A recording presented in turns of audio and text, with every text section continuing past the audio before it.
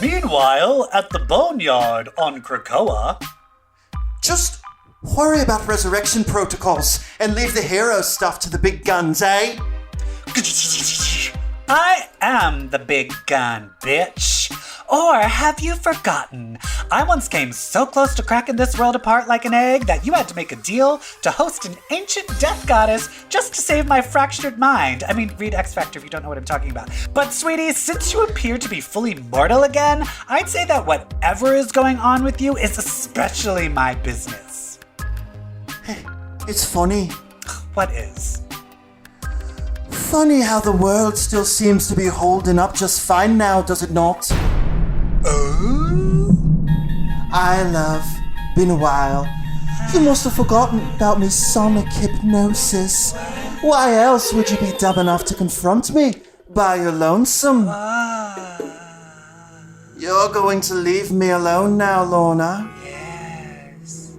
And if X-Fire tries to investigate my death again, you're going to sabotage their every attempt. Aggressively. And say it with me now. Now I'm a lesbian. Now I'm a lesbian. Now I'm a lesbian. Now I'm a lesbian. Good girl.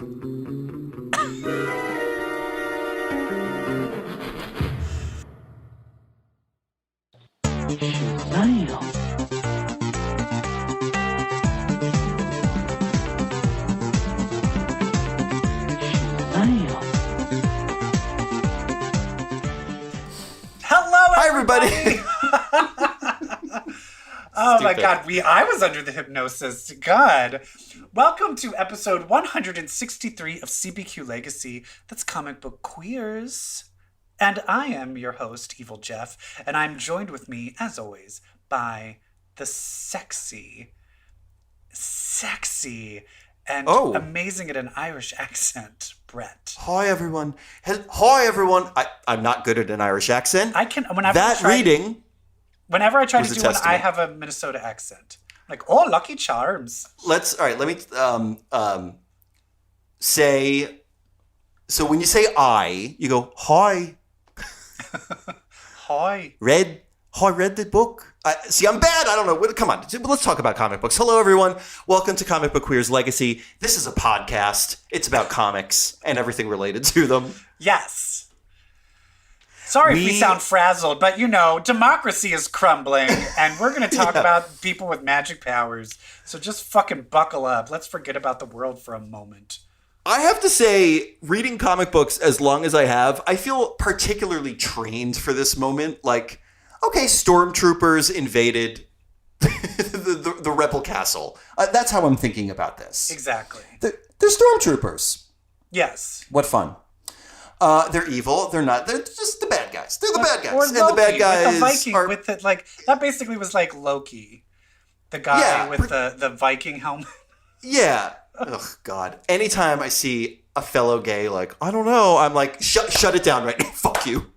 I am the worst with that. I am the worst where I have to always read a headline. Because I remember back when, who are all these hot guys with tiki torches? White supremacists. Shit. Oops. Always read. I have to always read the headline first. Gross. It's a world of good and evil is particularly empowered. But what a great world to talk about comic books in. Yes. I think I'm ready to get a little X-y, aren't you? I'm ready to get a little X-y too. Play that music. I want your X.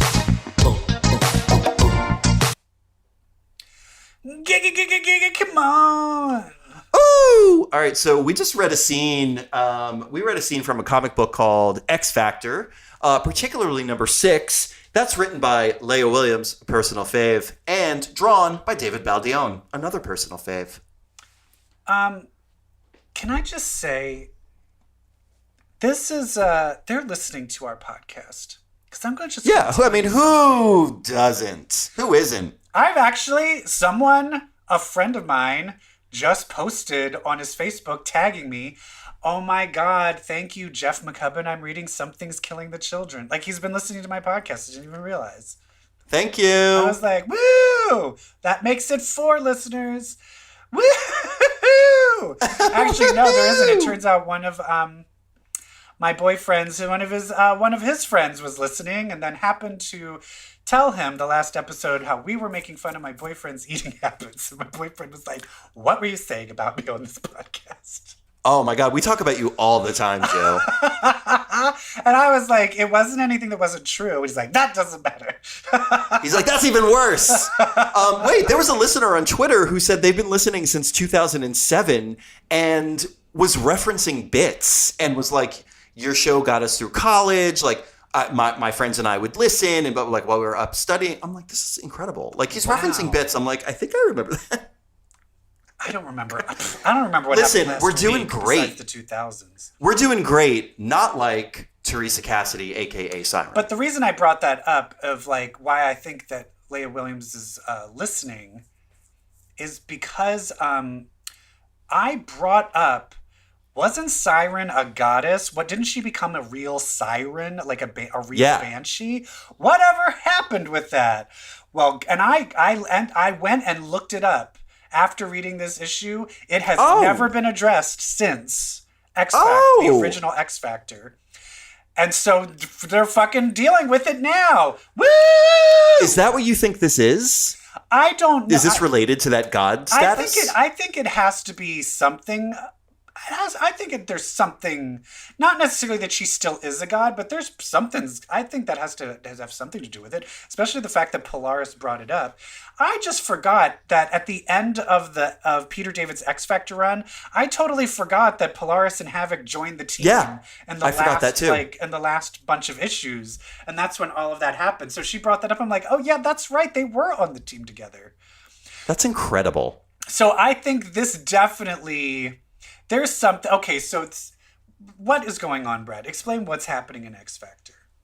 So, last issue at the end, Siren essentially fell off a cliff and died. Everyone heard her scream while she fell. Everyone's like, but you can fly. What the fuck? And she's like, I slipped and fell. Because she's been resurrected. But then they find her dead again. And again and again and again. And she's just like, I don't know. It was my last backup. I miss those days. So I don't know. It was probably just an accident. Beat it. She's like, beat it. Leave me alone. I fell. I slipped. I slipped into a doorknob. One of my favorite things is apparently the entire team is made up of lie detectors. They all have different ways to detect lies using their powers in different ways. We see Boy is Rachel. Like, she's lying. Rachel is like, she's lying. Dakin is like, she's lying. And She's then, lying. Of course, Prodigy is like, well, I have what all you guys have, so yeah. I thought that was amazing. And I think Polaris, her character, has this new freedom where she's just like, I don't want to be a leader. I don't want to be Magneto's daughter. I just want to figure my own shit out. I just want to be me. I don't want to be Havoc's girlfriend. I don't want to be that insane woman. I just want to be me. So she's just kind of like just doing whatever the fuck she wants. Unfortunately, it kind of blows up in her face at the end of this issue. But that is true. But what do you think is going on with Siren? I really don't know. I am at a loss, but I'm very intrigued because Siren's a very strong personality. She's an aggressive person, and that's why we love her. So when she says "stay the fuck out of my business," she really means "stay the fuck out of my business."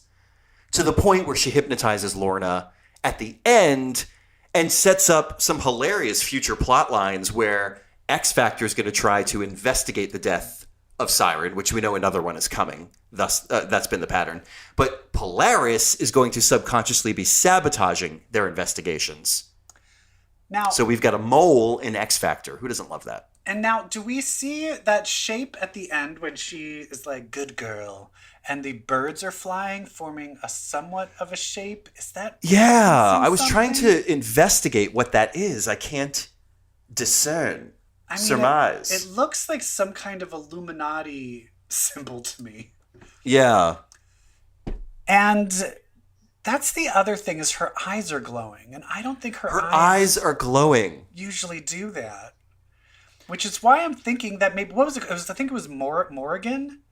Morrigan, I think, was the name of the demoness goddess that kind of possessed her. Interesting. And but that's the thing is, here's what my take would be, is I have a feeling maybe she was that's the thing. Did she die at all again? She hasn't died. Like, this was, like, when they first found her dead and then was resurrected, was that her first resurrection? I need to go back and figure that out. Like, were they investigating a second death, or was that her cliff fall death? I believe. Like, she wasn't resurrected any time before. How, like, Banshee was resurrected. Yeah, I think when she fell off the cliff, they resurrected her, and then they found her dead again.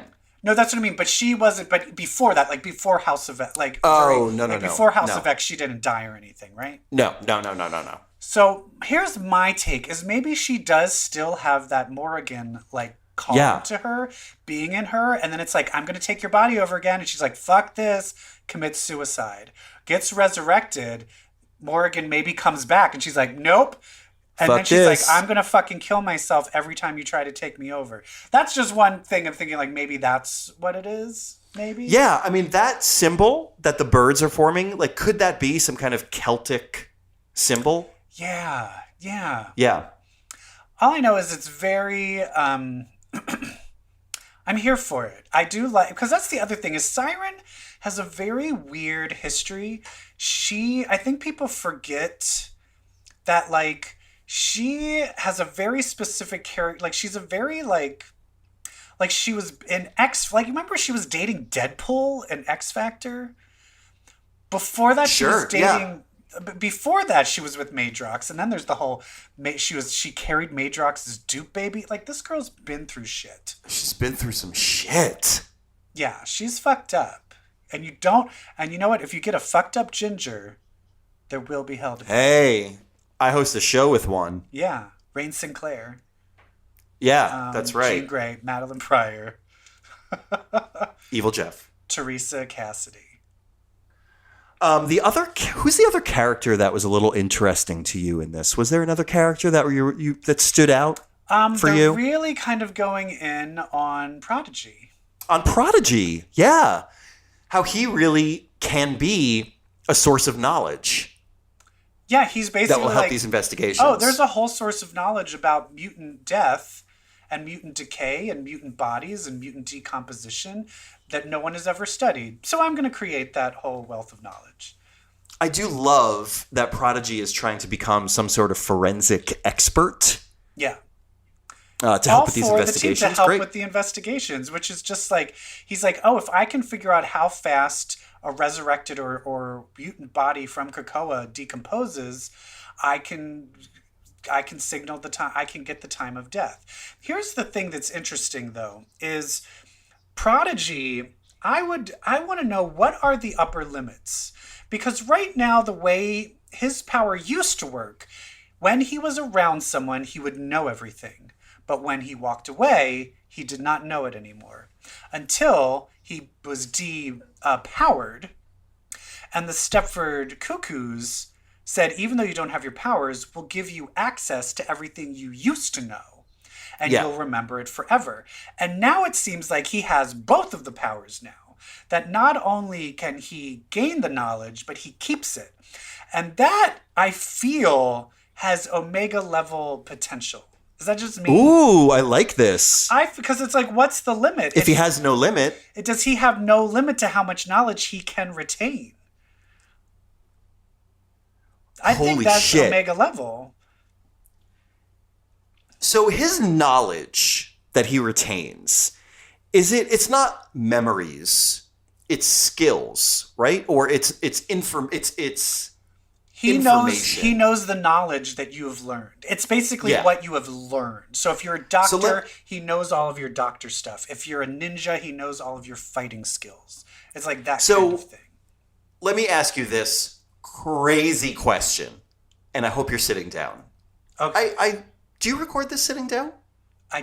why would I record it standing up? Right? That would be insane. Here's my question. What happens when Prodigy is standing next to Moira? Oh, shit. So I'm not even saying the memories. I'm saying the skills that she's picked up over 10 lifetimes. Stay the fuck away. That's the he. Right? But here's the other thing: is he said it's his powers that made him bisexual, though. So it's also. Oh. So I think it's also even more than that. It's also like your inner desires and stuff like that. He kind of picks up on too. Which also makes me feel he has a very big potential to turn evil if he's around the wrong people. Like, I feel like if he was studying with Sinister, that would be very bad. Very bad. But I think he definitely has potential. Although it looks like, I don't know, it felt like, was it just me or was there some kind of sexual tension between him and Cecilia Reyes? I think it was awkwardness. Yeah, maybe that was sexual tension. And so right now, Prodigy, I felt like maybe there's some sexual tension with him. But then there's also this weird, is iBoy bisexual? Yeah, I was wondering. iBoy What seems is like he's going got on with him? a little crushy on He's Prodigy. crushing out on Prodigy. He's like, I love your voice. Yeah, read this to me. Ooh, just talk Read this to me. You're such a deep voice. Like, what? Oh, I'm so wet. What? And then it's like, I mean, have Aurora and Dakin fucked yet? No. But they need to soon, because you can cut it with a knife. They're full on so hot for each other. And I can't wait to have North Star walk into them fucking and being real pissed off. And I really do want Dakin to sleep with North Star too. And both of the brother and sister have a falling out because they're both in love with Dakin. Can we make it happen? Please! I love this book. I think this book is great. It's also doing something where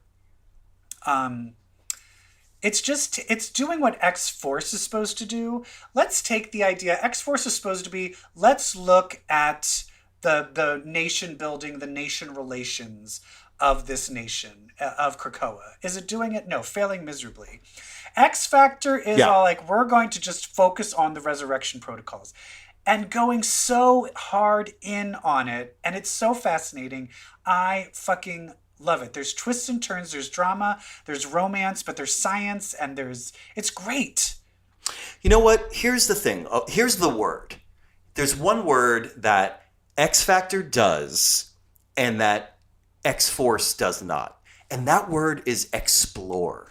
Yes, it's having fun. X-Factor takes an idea and it explores it. X-Force doesn't. It just says, we are this thing. Well, it doesn't it's also, explore and I think it. any good writing, the creators of South Park, they always said when they're writing a South Park episode, as soon as they end a scene, they all say, if this happens, then what? If this, then what? And that's what X Factor does. X-Force is like, well, we have to have weird plans killing people. Like, no, why? Like, how does weird plants killing people explore the idea of an intelligence operation? It doesn't, to me. Yeah, the one issue of X-Force where they had the meeting with the other countries and they tried to do an attack, but they were like ready for it. And do you remember that one? Yeah. Like, that was the X-Force I thought it was going to be. Yeah. And it's failing miserably. Now, one thing, we didn't do Hot Topics, but there's going to be, I have an idea for a new comic that I just thought of, a new X comic. Oh. But I do want to bring up now, I feel like since we talked about X Factor, before we get into the next one, there is a new X comic that is coming soon. Oh, yes. We were remiss to not bring this up as a hot topic. Called The Way of X. And we all know that Nightcrawler said he should be forming a new religion, and I believe this comic is about that, probably, right? Yes. Ideally, this is the comic that will explore the idea of mutant spirituality. And it's a very strange cast of characters. Yeah. So who was in it again? It's Nightcrawler? It's Nightcrawler, who's Pixie. a beloved character. It's Pixie. It's Blink, Loa, Dr. DJ, who's DJ? and Dr. Nemesis. Who the fuck is DJ? He's one of the new X-Men. He was on like Gambit Squad or something, or one of the squads. He's the kid with the headphones around his neck. He can turn any music, like he has different powers based on what music he's listening to. When did he appear? Like when all those different squads were in the new X-Men book. Oh, like so Emma had her Hellions and okay. Yeah. Like Gambit had the Chevaliers and like all those different squads. He was like the same book that Trance and Loa were in. Okay, got it. Yeah. So it is weird that it's all like the young ones.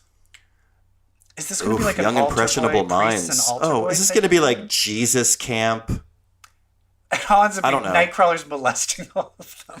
But I will say this: if it explores the idea of mutant spirituality, I'm in. If it is, this is the mutant religion book, and it's just Kurt and a bunch of kids swinging swords at people, I'm going to be like, what the fuck? Exactly.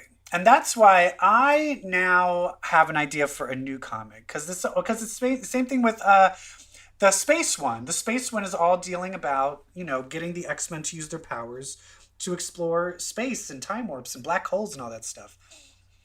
I have a question for you. Because I brought up the thing with Prodigy being Omega level. How do we know who is Omega level? Yeah, how does Krakoa know? Right. How does Xavier know? I feel that there's probably some sort of testing. I would love a book about the people testing and trying to discover who is and isn't Omega level. Oh my God, you call it Who Wants to Be an Omega Level? Who Wants to Be an Omega Level? But you know what I mean? Of just being like, oh, this person, they don't have big powers, but let's see, where's the limit? Do they have a limit to their powers? I would read that. What a great framing device for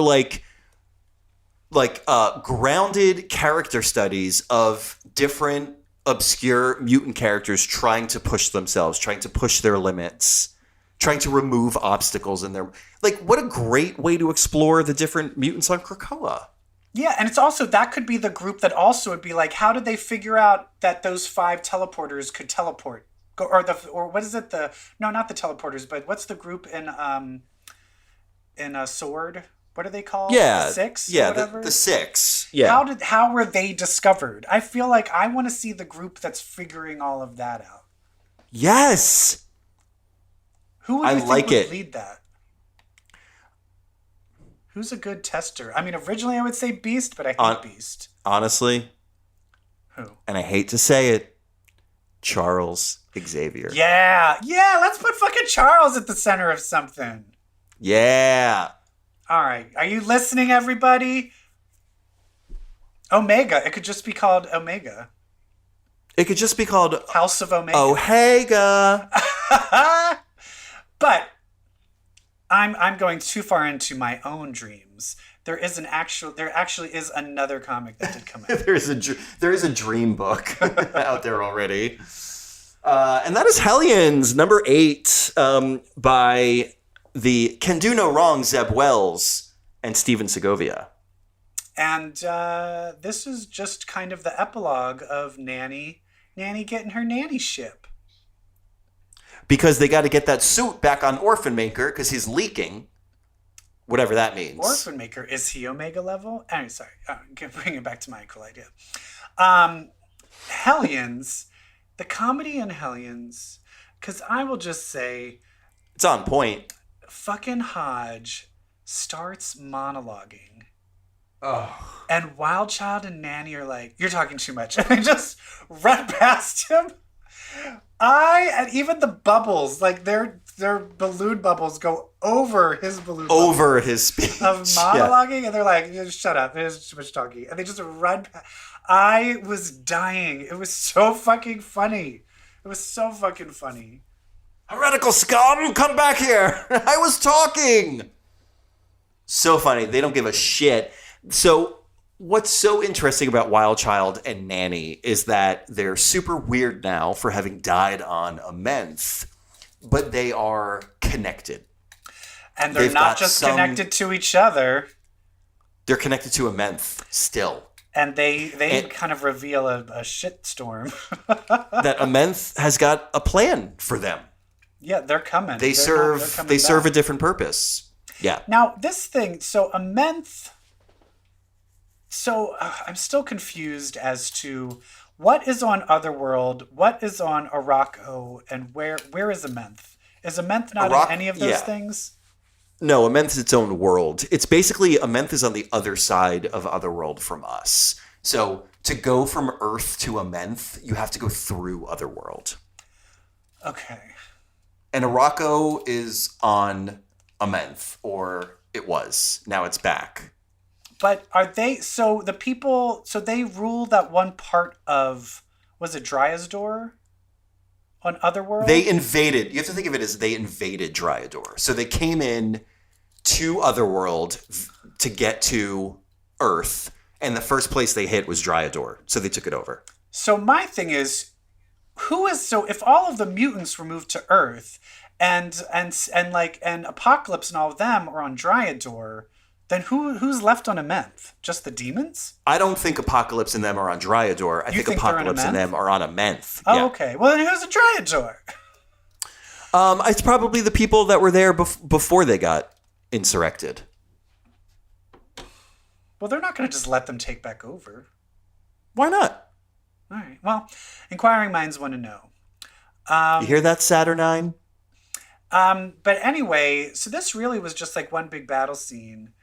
And Against Cameron Hodge and his right robots. I love that they're called the right. And we have Timely. Cameron, of course, since it's battling robots, Empath is like, I'm out of here. And I was like, what do you mean you're out of here? You need to go to Cameron. Like, you need to go right up to Cameron and get him to love you. And eventually... Or love on some robots. Yeah. And like he tries to do. Yeah, and eventually he tries to do that, and it turns out it's like, no, you're just a dumb robot. You're not really a person. I love that Empath was like, you're going to fuck a robot now. Yeah, oh my God. It's so funny. And then he basically prove against his point, he basically commits suicide. Yeah. This Cameron Hodge is rogue AI. And so again, the idea of AI comes up as now the number one enemy of the mutant race. Yes. And if you consider that artificial intelligence is the enemy of the X-Men now, what Nanny does at the end, where she finds a baby robot, is real bad. Why are there baby robots? I guess to say that they became so close to being intelligent that they started siring. Okay. That was the one thing I didn't understand. I was like, does the metal grow? Like, what? I mean, I think so. Yeah. So that seemed I think that seemed very strange. I was like, I don't get this concept. I'm here for it, but I don't get it. Yeah. It's just a baby robot.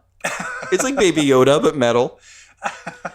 But Nanny bringing that abomination to Krakoa is not good. Definitely. The other thing, But she can't help herself. Especially, yeah, and I do like that. It's like you see where Psylocke is just like, oh, I'm here on a mission from Sinister, and then she's like, oh, I'm here on another mission from Magneto. She's she's playing a million different games. She's playing a million games. She's so fascinating, but Magneto was like, bitch, if you see robots, you erase take 'em that out. shit. And poor Havoc is like, we're friends, and then they all die in front. Oh, Havoc is so stupid. He's such a dummy. He's like, my friends, the mutant scum. Hey, buddy, we don't call each other that. Like, Havoc, you dummy. Yeah, he's so going through it. What's so weird is when the robot dies, it says something in Krakoan. Is that because Psylocke uploaded some sort of like Krakoan virus that's to what all they of said they them? were doing. Okay. Yeah. The other weird thing is how hot sex between Psylocke and Grey Crow would be. Mm-hmm. And they are feeling it. She's like, I see you. You're a good man. A big man. Now go. She's like, I'll do this ugly part. She's like, I'll kill these robots. You don't have to. You have enough. Baby, I'll blood on kill your these hands. robots. You're gonna kill the robots in my pussy. How about that? She's oh my god. And so Empath dies again, which is fun. Well, I'm also kind of like, is each comic gonna have their own Kenny? Right? But this is one where this is the first time Empath has a thing where he needs to have he needs a little more depth. He needs to have like a want. You know what I mean? Right now he's pure chaos. Yeah, just total asshole. Well, what is it called? Like he's like evil chaos. What's the like chaotic evil? Chaotic evil. Yeah. Where he just wants to mess everything up. He needs a want to try. Do you know what I mean? Yeah, I think let's get him up to chaotic neutral. Yeah, I right? think it'll make him more interesting. And I think especially now because we saw how useful he is. He is very, very useful. And I think if we can find him a want, I don't know if it's a love interest. Or though remember his love interest with Magma, that was super toxic. Like, so I don't know. Oh my god! If we want something like that, where it's basically like him mind raping people. Nope. But we need to give him something because I think he has the potential to be super, super interesting, fascinating. I think he should be in love with Grey Crow. He does come across really faggy. Why is it Yeah, that right? like, if you're a proper villain, you're a fag? Why is that? I'm talking to you, Yeah, why Jafar. is that? All the Jafars and Scars and Captain Hooks of the world. I mean, Empath does like toying with Grey Crow, right? Like provoking Grey Crow. Empath's like, what are you gonna do? Fuck me? Oh, I mean, kill me? And then Grey Crow's Empath just wants like, and then he's just like, it's because I like you. It's because I like you and I want your hands around my throat. And then Grey Crow's like, what are you talking about? If you liked me, you could just make me like you. And then he's like, but that's not real. I want it from you, but real. And then the music starts playing. Na, na, na, na, na. Oh, baby. I would say, oh, you know what? If I was doing a TV show and Empath was a character, whenever he was using his powers on someone, they would have a soundtrack of that emotion in their head. And that's how you could tell, like, his powers were controlling you. Yeah, there you go. That's actually a really good idea. Oh, my God. I love this. Yeah. I'm still about this brief moment of robot friendship that Havoc has with this robot. And it's just like, it's hitting me now, like, how fucking funny Zeb Wells is. Like, for Havoc to think he's developing this friendship with this robot and like this cute pet name that the robot has for Havoc, Mutant Scum, and Havoc's gonna like teach him that that's not good. And then after the robot dies, it basically says to Havoc, "You were never my friend." And Havoc is upset. Oh, it's so stupid. Havoc is like holding his head in his hand on the plane on the way back. They're all just like, dummy. What's her problem? She's going through it. Oh my God, I love it. It's so good. Yeah, it's great. I will say it does make me wonder though. There's a very big potential of a danger of like having Warlock around. If they're so anti-AI and having this baby robot, I mean, isn't having someone that's actually part of the people that like I feel Moira would be like, what the fuck is Warlock doing here? Get that thing out of here. Did you hear about my life number 6? It was life number 6. Don't you know about timeline 6? Did not tell you. Did not tell you. You cannot go to timeline 6. I would have also loved it if like if Moira had like 11 lives and then it was like on life number 7 she was like, fuck it, I'm just gonna be a stripper. She was just like, I don't want to deal with any of this. I'm gonna be a stripper. In timeline number 7, Moira became the world's most famous celebrity stalker. She was like, fuck it, I'm going to meet the people that I think are cool. She's like, I'm going to become friends with Leonardo DiCaprio. I'm going to fuck Harry Styles before he was... No, he cannot before he was in One Direction. He was Wait, what movie did I just see that Harry Styles is in? I think, is he in Eternals? Is that possible? I think so. But do you realize he broke up Olivia Wilde and Jason Sudeikis' marriage? That's so hot. Although they weren't married, they would just have kids together and were engaged. But she's directing him in a movie. I love it when the female director starts fucking her star. It's like, hey, this isn't just something old, gross French directors do. Women, we can do anything. So, for real, like, who's Harry Styles playing in Eternals? Because he's not listed as a character. It just says Harry Styles. Is he playing himself? Yeah, it's just Harry Styles. It's Harry Styles meets the Eternals.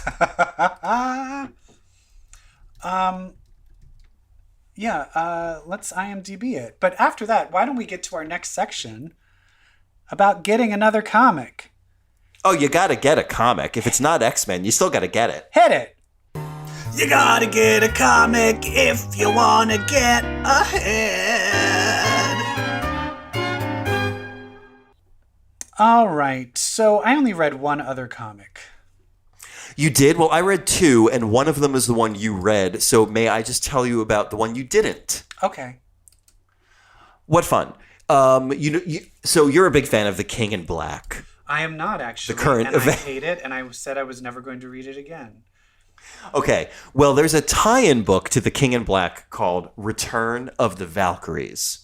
It's written by Jason Aaron and Taran Grönbeck, with art by Nina Vakuva.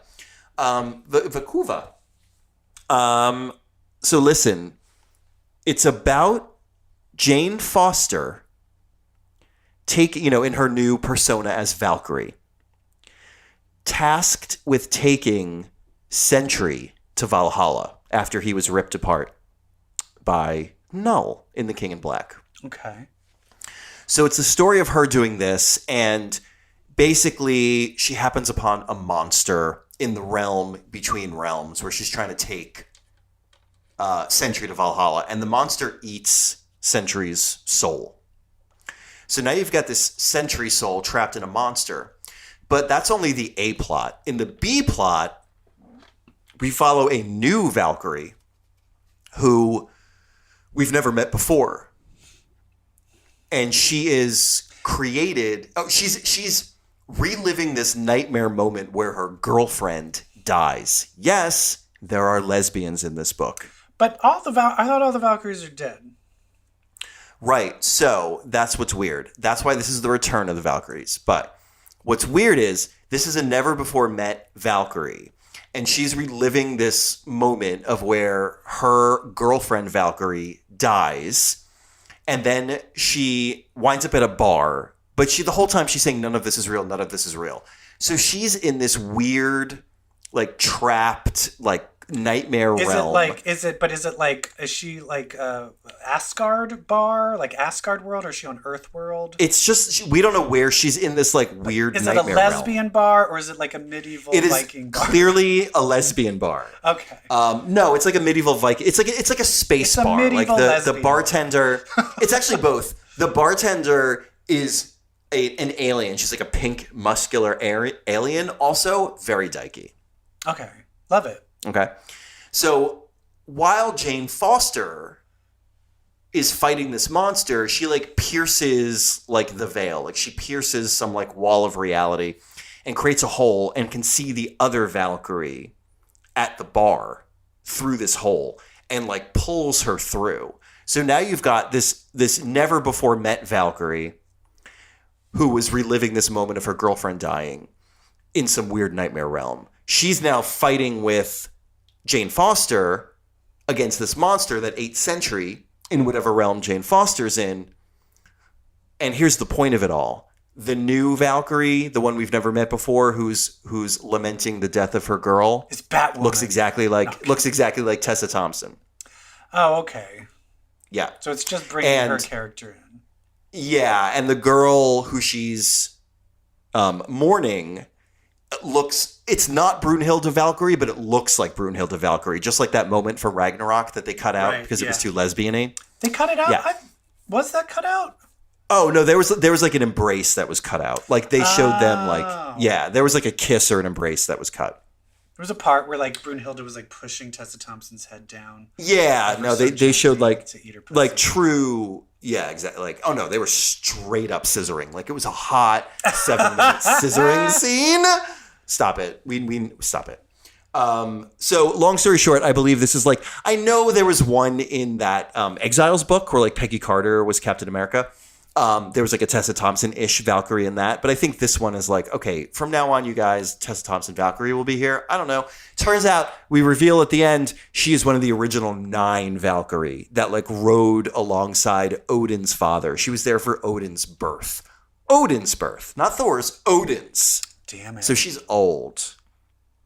But how long has she then been trapped in lesbian bar world? We don't know.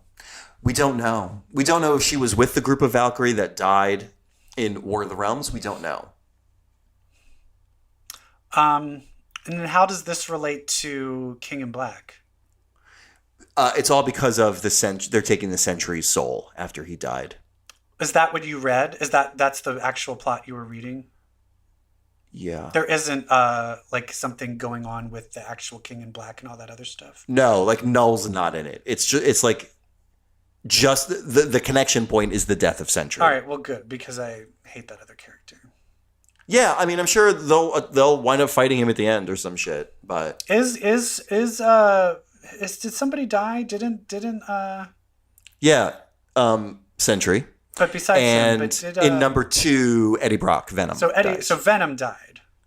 Yeah, Does that but mean it turns his out kid is the new Venom? no. But the kid has powers that can stop Null. Surprise. Ugh. I hate it. I hate it. I hate it. I hate it. I hate it. I hate it. And I hate it. But you were talking about the Eternals. I IMDb'd Harry Styles. He is not in the Eternals. Oh my God. Good. Okay. Good. Because he's listed alongside, on Google, he's listed alongside the rest of the cast. So maybe right now he's not in IMDb with it. So who knows? Not saying that he won't be in it, but maybe he's just playing himself. I think it's about the Eternals meeting Harry Styles. There's a part where they go just being like, why is this woman so manly in this dress? And he's like, it's for a Vogue shoot. And then Candace Owen comes in and then they just vaporize her. I think that's that would be amazing. That would be amazing. But back to the Eternals. Did we read the new comic, Eternals #1? I did. By Kieron Gillen? I did. And it's kind of like, hey, we want people to just know that there's a thing called the Eternals. So that when the movie comes out, there's something going on. So we have these Eternals. So when last we saw the Eternals, they were in the beginning of Jason Aaron's Avengers run, where the Avengers were fighting like the Dark Celestials or whatever. And they visited the Eternals, and the Eternals like had just learned that their purpose all along was not to protect humanity and be the golden champions of the planet Earth like they were always thought. They were just but it was basically to serve. Yeah, it was to serve humanity. Yes. So that they didn't take that news well, and they all kind of like murder-suicided each other. Yeah, so they all are dead, and then all are resurrecting them because they have their own like resurrection protocols as well. So this is where I was going. So it's all about like how they form this society and they're all connected and they have these resurrection protocols and there is like not like an island, but it's like a broader kind of nation state that's spread around the earth. I'm like, this is fucking Krakoa, y'all. Definitely. The way they're setting it up and listing all these characters out, they had like a little kind of like, these are all the characters that could come into play. The one thing that I'm confused is the original Eternals is very convoluted. Because Thanos is an Eternal, right?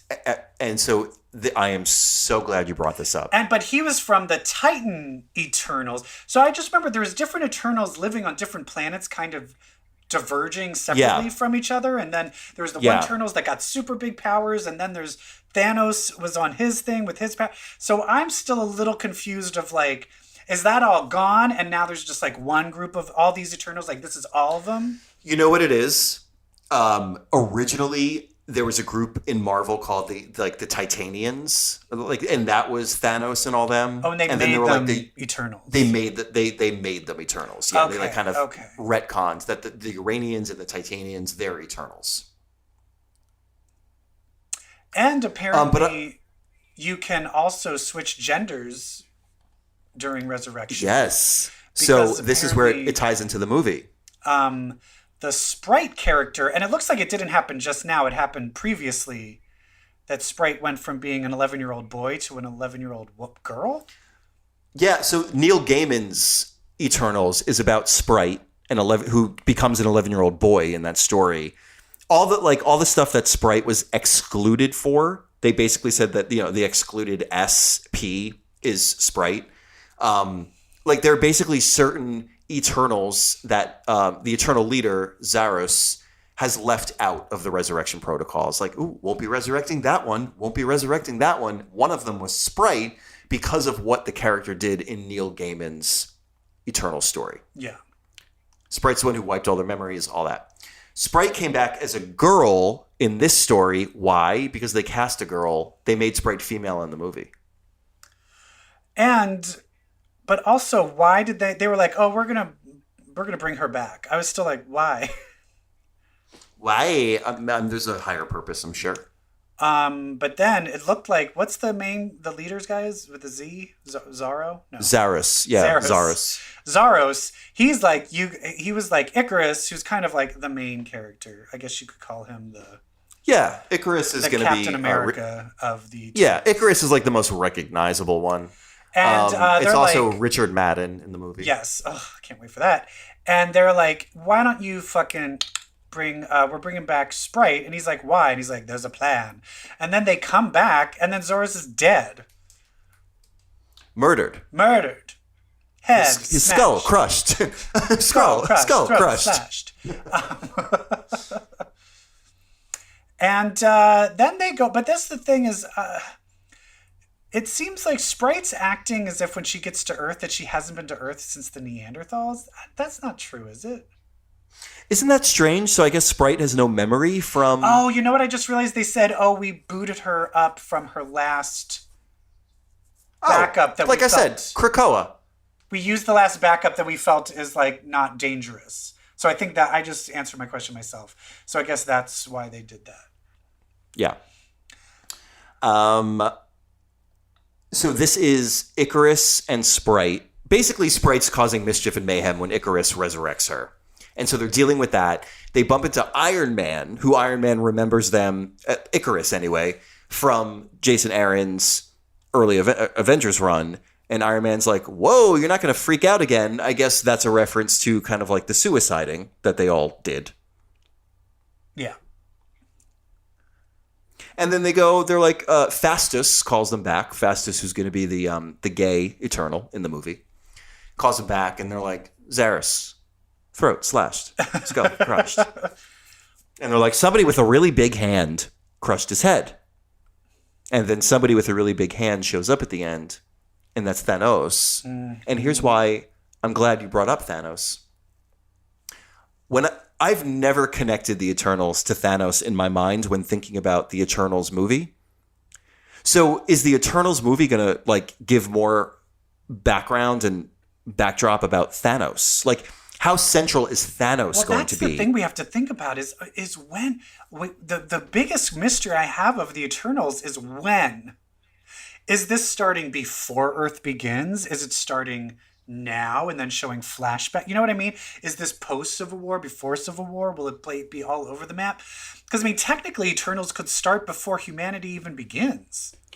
I'm looking at the cast list on IMDb, and I'm looking at the lower cast, like not the main characters. There's an actor who's playing a Babylon villager, so that makes me feel like there is going to be some sort of ancient times thing element. Yeah, because it could be like they could make it easily that Thanos was one of them and then moved on. Like, is it them like, oh my God, what did our boy do? Oh, I mean, it also could pick up like after the snap, and they're just like, this is our fault. You know what? I think that would be very interesting. That'd be kind of That would be very interesting. The other thing to factor in is who Kit Harington plays, Dane Whitman, the Black Knight. So is Dane Whitman going to exist in medieval times, or is Dane Whitman going to be a modern character? Exactly. I hope it's modern, because having Jon Snow be another medieval looking like swordsman, it's just I want oh God, I miss seeing Jon Snow. I forgot how much of a boner I have for him. Is he going to actually have scenes with his Stark brother? Oh, that would be fun. Who's that? Richard Madden? Yeah. I never watched Game of Thrones. What? I didn't watch Game of Thrones. You won in the end because it's the end. Boo! Yeah, I knew it. I knew the whole time it was going to end bad. You played the long game. I did. I was like, don't do it. Don't turn it on. Wait for it. Here it is. No, Richard Madden had the horrifying death. Red Wedding. Oh. It was all him. Oh, he's so sexy, though. How could you death him? Have you seen that movie where he's like a gay priest or whatever? No, what? And he's like having full-on man sexy times? No, but he has a lot of man sex. Not a lot, but he has man sex with Elton John. Oh, that's right. He also kind of came out as bi. Yeah. I think he's full on gay, and I think he wanted to come out, and then Marvel came a calling, so they stuffed him back in the closet. Well, here's the weird thing that he's bi is the reason he fully came out as bi is he was on that panel with what's his name from Pose? Who's the actor from Pose? Billy Porter. Yeah. And Billy Porter basically went off saying straight people should not be playing gay characters. And then afterwards, people came to him being like, what did you feel and how do you feel about playing these gay characters? And then finally he was like, well, I'm not straight. I'm not fully straight. So he's too pretty. He's too hot to be straight. Come on. There was a while where he was like living with one of the actors or something. And it was like, are you guys fucking? I think you're fucking and you're living with him. He is probably a gay pig bottom. Let's go. Okay. We see you, Richard Speaking Madden. Of gay pig bottoms. Do you know who I want to be a gay pig bottom for? Who? Ossoff. The new George John Ossoff? Oh my God. Do I have a photo to send you? Ossoff. Is he topless? Oh, he's so fucking hot. No, I wish. But he's, it's a close-up, and he has a beard. Oh, I've seen that one. Oh, honey, I've jerked off to that one already. He is so fucking hot. He's so fucking hot. I'm so happy he won, because he's so fucking hot. I want to see him shirtless so bad. Honestly, my dream porno is watching Beto O'Rourke fuck the hell out of John. All right, stop it. See, Ossoff gives me kind of top vibes. And especially when he's just like, hey, y'all. Y'all stick that dick in me. I want it. Anyway. I think John Ossoff should play Reed Richards in the MCU. Fuck yeah. Wait, is he an actor or a politician? I can't remember anymore. Whatever. And then I want Kelly Loeffler to play a murdered corpse. Sue! A murdered corpse. Let's cast her as Sue. Let's cast John Ossoff and Kelly Loeffler as Reed and Sue. I'm convinced that bitch is a robot. She is not a human being. Fuck that bitch. I was like, no one talks like that. Yeah. But she's gone. Yeah, and then she wore that like the gingham and flannel and vests to appeal to the... Oh God, I'm like, you are a billionaire. Shut the fuck up. Shut the fuck up. Anyway, the Eternals comic ends with Thanos being like, I'm probably the one that killed Zarus, okay? And here's the deal with this, is what they need to do is I feel like they're setting up a really fun world. They're setting up a really fun plot. But right now, I do not know these characters enough to be fully invested in them. So their real goal now is they just need to start from the very beginning to make us like and want to go on the journey with these characters. You know what I mean? Yeah, that's going to be the challenge. It seems like they are, what with all these characters, just have woken up again. Yes. But still, I still don't get what Icarus's deal is. Sprite, I get. Yeah. Icarus, I'm still what are you? You're very brooding. But what does that mean? Maybe we should check back in with the Neil Gaiman Eternals. Yeah. Read that. And also, like, any of Cersei's Avengers adventures, I wonder. Right. Who plays Cersei? Angelina Jolie? Gemma Chan. Oh, Gemma Chan. Oh, right. Yeah. And I just rewatched Captain Marvel. Jeff and I watched it, the other Jeff, and I watched it the other night. And Gemma Chan is Minerva. I'm like, this lucky bitch gets to play 2 Marvel people. I'm at 0. She's at 2? That's not fair. Same Josh Brolin. And Ryan Reynolds. No, Ryan Reynolds. Wait, no. He played 2 superheroes. Yeah, that's right. Green Lantern. I'm trying to think, who else has played 2 characters? Well, I'll tell you this, that the guy that plays Druig, who we saw in the comic, Druig, I guess, is kind of like the, what's the Inhumans version of, like, Max? The one that Game of Thrones guy played in the Inhumans show. Oh, yeah. Maximus. Yeah. Maximus the Mad. It seems like the Eternals have that archetype, and that's Druig. Druig, it seems, is played by Barry, I'm going to say Kogan, who also is going to play Yorick in Y the Last Man. So there's one. Y the Last, I'm super looking forward to that. That's another comic that successfully did. We were talking earlier about if you have like something like X Factor or Way of X, like exploring an idea, that is one of the best things of like, hey, what if every man just died? Point by point, what would happen? Yeah. Right? That one is so brilliant. It literally is like, this is exactly the string of events that would happen if that happened. That is good storytelling. Yep. Do they have of when that's coming out? I don't know. I'm super excited for Y the Last Man, and I'm super excited for the Invincible cartoon. Those need to come out like tomorrow. Invincible. I mean, oh my God. Eternals is coming out in November. That's so far away, Brett. Oh. It's only like 6 insurrections away. But you know what is not far away?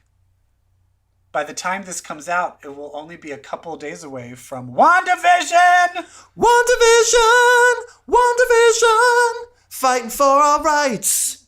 In her bright red tights. Fighting for the truth in your scarlet boots. My prediction for WandaVision is... Oh, and we're segueing into our next segment. Oh my God, I love when we do this naturally. Hit it. Hit it. Someone who'll watch superhero sci-fi stuff with me. Welcome to Someone to Watch Stuff with Me, which is our segment about TV and movies. Anyway, like I was saying, WandaVision's coming out soon. My prediction for WandaVision is that there's definitely, we're going to give her the nomenclature, the Scarlet Witch. I can see Catherine Hahn as Agatha Harkness being like, there are 4 types of witches. There's the sapphire witches, the jade witches. You know what I mean? No, the I amber would witches see how it was me. and the I would scarlet witches. There's 6 witches. There's the mustard witch, the peacock witch, the plum witch, and the scarlet witch. Beware the peacock witch. So to get us psyched and prepped for WandaVision, Disney Plus has dropped I'll call it a show. I don't know what the fuck you want from me. A series of highlight reels called Marvel Studios Legends. And basically what you're getting is the highlight reel of one character's major beats. Is there voiceovers and stuff, or is it literally just clips? No. Like a montage? No, they do it just by editing. Okay. It's a project I would love to work on. Okay, how can you tell Wanda's story just through clips and no voiceover? And they do it. Is she the only one, or they have more? Episode 1 is Wanda. Episode 2 is Vision. Oh, it's still coming out weekly? No, they just dropped. I would imagine they're going to drop some, when we get closer. So I'm sure episode 3 will be Bucky Barnes. Episode 4 will be The Falcon. And those will come out closer to when Falcon and Winter Soldier. I'm wondering. I don't know. Maybe they'll do a Captain America and an Iron Man next week. I don't know. Right. But I do love the format. You really, like to just be a concentrated version. Like, here's a concentrated Wanda story, drip drip on your tongue. Here you go. It's nice to see in 7 compressed minutes her evolution from an antagonistic character in Ultron to, you know, the one who takes on Thanos so handedly at the end of Endgame. It's nice to see that journey and only that journey. I'm going to watch it. Now, I will say this. There is a real missed opportunity. I'm so mad. In the Vision one, opens. Like, they have some things out of order just to, like, create tone and flavor. So they open the Vision one with, he's in his human form, and he's like, ooh, my Mind Stone feels weird. And Wanda, like, does her thingy with her fingers, and she's like, I just feel you. And I was like, oh, they're going to begin there, and then they're going to end with Wanda having to kill Vision, where he says, I just feel you. What a beautiful little moment of storytelling this is. They do not show the I just feel you clip at the end. I'm like, you had such a wonderful full circle storytelling moment right here Kieron, in front of you, and you didn't do it? Hire me instead. I will give you a paper edit for that montage that will just bring the house down. Anyway, it's really nice just to see a focus on one character, especially like minor characters like Wanda and the Vision. Watch it. Marvel Studios Legends. I can't wait. I am so jazzed for WandaVision. I'm so excited because I saw a review of somebody who saw an early screening, and all I needed were the 4 words, elements of David Lynch. And I have never been more excited for anything in my life. Okay, because viewers, you know, no one gives Brett and me boners like Mr. David Lynch. So I am here for it. Woo! I want Dave. What do you think if David Lynch Directed a Marvel movie? directed an MCU movie? Can you imagine if he was doing like the Doctor Strange? Oh, What's his name? I heard that who's doing Doctor Strange? What's his name? yeah, Sam Raimi. Sam Raimi. That they're letting him go like more full horror with it. Oh, the best. One of my favorite Marvel. It's not MCU, but I mean it will be folded in soon as an extra dimension, right, Sam?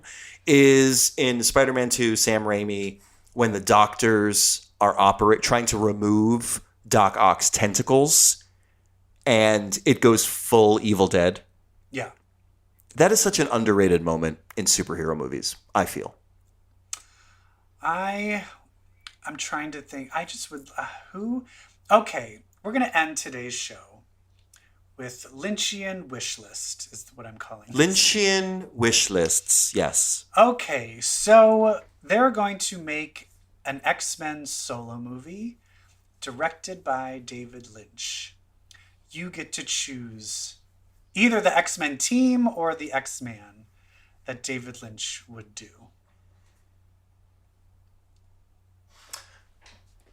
Oh my God. All right, you're going to hate the first one that comes to mind. Yeah. What? It's Wolverine. Boring. Here's why. David Lynch is all about, I'm sorry, I'm not going to say all about. The idea of disassociative identities is such a thing of David Lynch. Like, one person turning out to be another person, or one person escaping into a different persona. Like, to me, that is such a Wolverine thing. Mm-hmm. I said you would hate my first. And I did. No, I'm sure it would be amazing. I mean, no matter what he chose, it would be amazing. I have 2. And actually mine, it's not so much necessarily character, but more of a specific character arc, where I'd want him to follow the arc. But it would be the early Captain Britain series. Oh, wow. Where Megan first appeared and Psylocke first showed her powers, where there was the Nazi Brian showed up and tried to rape Betsy, and she killed him. And then there was the Warpy babies. All of that. Saturnin first was hanging out too. I would love to see David Lynch do all of that. My other thing is, yes, it's been done wrong so many times, but eccentric Jean Grey Dark Phoenix story with Mastermind as the main villain, like turning, you know how he like kept making her be in that I love that 18th century. Yeah, I would love to see Naomi Watts as Jean Grey. Naomi Watts is Jean Grey, where she can't, where you don't know which world you're in, which is the real world. Yeah, The 18th century, like the old pre-Civil War world, or the modern world where she has too much powers and can destroy the universe. You know, it's funny. I would like to see him do a Psylocke solo where you've got disassociative identity between a British Betsy Braddock and an Asian Betsy Braddock, or like an Asian Conan. That would be super cool. I just like, anytime I think of David Lynch, I think of dreams. Exactly. Dreams are big. And like different actors essentially playing the same soul, the same person, the same character. Yes. But it looks different. Those two things to me are very Lynchian. And there's a lot of X-Men that could fit into those things. Like, who's a good dream Xavier? Another good dream. Well, they kind of was exploring New Mutants with Danny Moonstar. I guess who Pixie. Pixie, Ileana.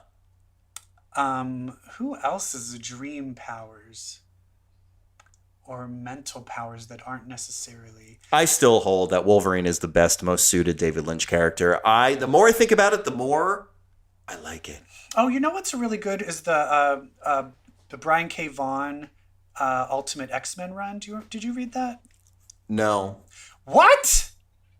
Did I? I don't remember. It was the early 2000s. I was on drugs. It's Brian K. Vaughan. Brett, go back and read it. I'm sure I did. It's so much fun. But there's one character where his ultimate. Ugh. Basically his parents die and they bring him in. And they're basically like, he's just like, oh, I have these like little, I can kind of warp objects and make them into different things. And then they're just like, oh, okay, you should join the X-Men. Oh, okay, just go on this mission. Oh, you know what? You should be the leader of the X-Men. And you're reading it and you're like, why are they letting him? What is going on? And then slowly Xavier shows up and is like, what are you doing? We know what you're doing and we have to kill you. And it just turns out he actually is just this Omega level reality warper. And he's just warping the X-Men so that he'll be the star. And they basically were like, we have to take you down because you're going to destroy the world. Oh my God. And it was like a 3-issue arc. It was very good. David Lynch could do something great with that. Anyway, I like that. David Lynch, we love you. Come back to us. We love David you. Lynch. We love you. We enjoy your daily weather reports. I'm gonna force my boyfriend to watch Wild at Heart next. That's the next David Lynch movie I'm gonna make him watch. What David Lynch movie should I force my husband to watch? Has he seen Wild at Heart? Probably not. I mean, and just Diane Ladd putting lipstick on crazy, all over her face. in the mirror. That's price of admission alone. Alone. Thank you. And then the random heavily obese women running around in the background for no reason. Yep. God, Genius. I love him. You know who else I love? Who? Our 4 listeners. Our 4 listeners who are like, wrap it up already. Seriously, I've got an insurrection to fight. Thank you so much for listening to Comic Book Queer's Legacy. We do this every week. We try to anyway. So tune in each and every week while we talk about comics in the same bitchy way. EvilJeff, what else? The other thing is we have discovered our own conspiracy theory. And that is, if you read comics, well, then it turns out you will be queer. All right, everyone. Bye. Bye. Damn.